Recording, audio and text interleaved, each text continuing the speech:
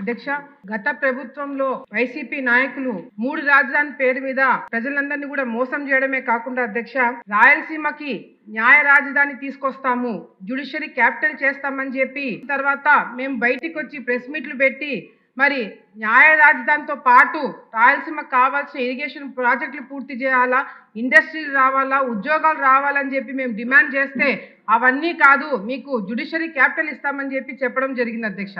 ఆ రోజు చెప్పిన తర్వాత వైసీపీ నాయకులు అందరూ కూడా రోడ్ల మీదకి వచ్చి జగన్మోహన్ రెడ్డి గారి ఫోటోలు పెట్టుకొని పాలాభిషేకాలు కూడా చేశారు అధ్యక్ష.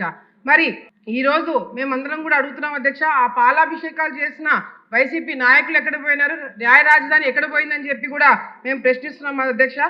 ఆ రోజు 2018 టైంలో అధ్యక్ష, రాయలసీమలో ఉన్న మంత్రులు అటు కేఈ కృష్ణమూర్తి గారు కావచ్చు, నేను కావచ్చు, మిగతా మంత్రులు, ఎమ్మెల్యేలు, అడ్వకేట్స్ అందరం కూడా చంద్రబాబు నాయుడు గారిని కలిసినప్పుడు ఆయన చాలా క్లారిటీగా ఏదైతే సాధ్యమవుతుందో అదే అనౌన్స్ చేయండి అని చెప్పి రాయలసీమకి హైకోర్టు బెంచ్ ఇస్తామని చెప్పి ఆ రోజు చెప్పడం జరిగింది అధ్యక్ష.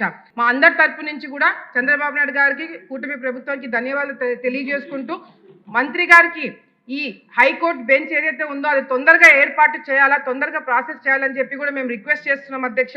గౌరవ సభ్యురాలు అఖిలమ్మ గారు చాలా విషయాలు చెప్పారు సార్. వాస్తవమే సార్, 2014లో రాష్ట్రం విడిపోయిన తర్వాత రాజధాని సమస్య వచ్చినప్పుడు గౌరవ సభ్యురాలు కూడా ఉన్నారు, మంత్రిగా ఉన్నారు, చాలా మంది గౌరవ సభ్యులు కూడా ఉన్నారు సార్.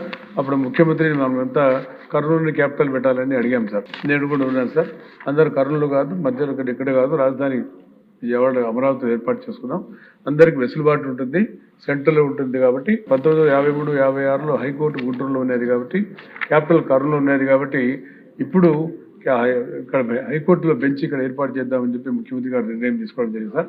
ఆ నిర్ణయం మేము క్యాబినెట్లో కూడా అప్రూవ్ చేసి పంపించాం సార్. క్యాబినెట్ అప్రూవ్ చేసి హైకోర్టుకు సమర్పించడం జరిగింది sir. The matter pending before honourable high court sir. High court నిర్ణయం తీసుకున్న తర్వాత, ఎందుకంటే దాని మీద పర్సూ చేస్తున్నాం, తప్పకుండా ఏజీ గారితో కూడా మాట్లాడి మనకు హైకోర్టు బెంచ్ కర్నూలుకు రావడానికి శక్తిలో ప్రయత్నం చేస్తాం సార్. ఇది matter before honourable high court sir. అది దానికి ప్రయత్నం చేస్తామని చెప్పి తమ ద్వారా గౌరవ సభ్యురాలు తెలియజేస్తూ